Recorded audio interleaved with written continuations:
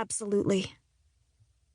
Lily turned the engine off, stuck the keys in her purse, and opened the driver's door.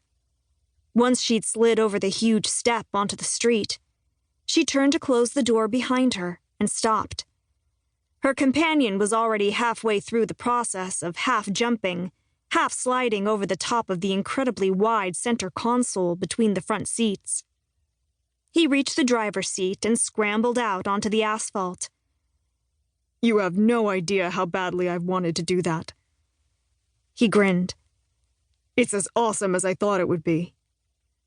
Lily simply stared at him. "Okay, hardcore parkour. Now it's out of your system so we can put that behind us, right?" "Oh, come on. You were sliding all over the new hardwood with me."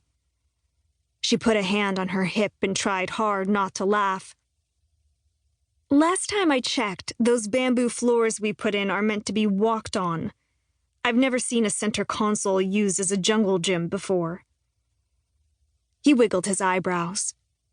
"You have now." "Romeo?" "Yeah?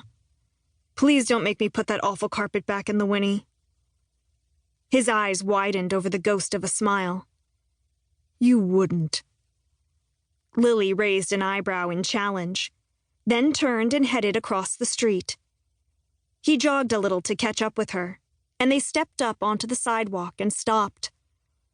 A single-story home stood in front of them, built exactly like all the others in this neighborhood, or so they assumed. It was hard to be sure given the fact that it was black, charred, and almost burnt to the ground. The first clues her mom had left her before she disappeared, and the rest of the world thought her dead, were a business card and a broken piece of metal Lily found in the single box of personal mementos she'd been allowed to keep. The bank had taken absolutely everything else, and even though she felt in her bones that Margaret Antony's will was a total fake, she no longer had the money to prove it. The business card had led her and Romeo to Les Chapeaux Magiques in Montreal. They'd only been able to identify the broken metal after she reunited it with the other half in the club owner's office. She reached into her purse now and fingered the restored keyring charm in the shape of a maple leaf, which had once been attached to the club owner's keys that unlocked an invisible cabin on a lake in Canada's Mont Tremblant National Park. "Okay. The note I found in that trunk said to ask Bentley about 452, she muttered. "And he gave us an address. I'm reasonably certain that address wasn't supposed to be destroyed in a fire." "Do you think he knew about this when you called?"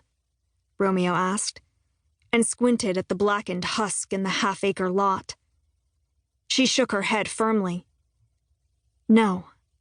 I've known Bentley my whole life. He and my mom are still really close. He wouldn't have left something like this out if he knew, especially if whatever happened here keeps us from finding 452. "Whatever that is." He widened his stance and folded his arms. "He must have thought we'd arrive at this address and find a normal house in a normal neighborhood. That obviously didn't happen. There's no way anyone still lives here." "Well, he didn't give me a name, only the address. Maybe it's not about who lived here. Maybe it's what's inside the house that's important." She turned to look at him and raised her eyebrows. What might still be here? "It sounds like we need to go in and look around." "Definitely." Lily set off down the cement walkway that ran through the middle of the yard. "Yep. Okay," he muttered behind her. "We're still on the same page." The grass and a veritable forest of weeds almost covered the walkway completely. The fire must have happened a while ago. I wonder why nobody came to clean the place up. The front door hung off its hinges, splintered and fragile-looking, but most of the house's support beams seemed fairly stable. Thankfully, the 2 steps onto the front porch were cement, and so was the porch. They wouldn't have to worry about falling through burnt and crumbling timber until they were inside. "I bet I could simply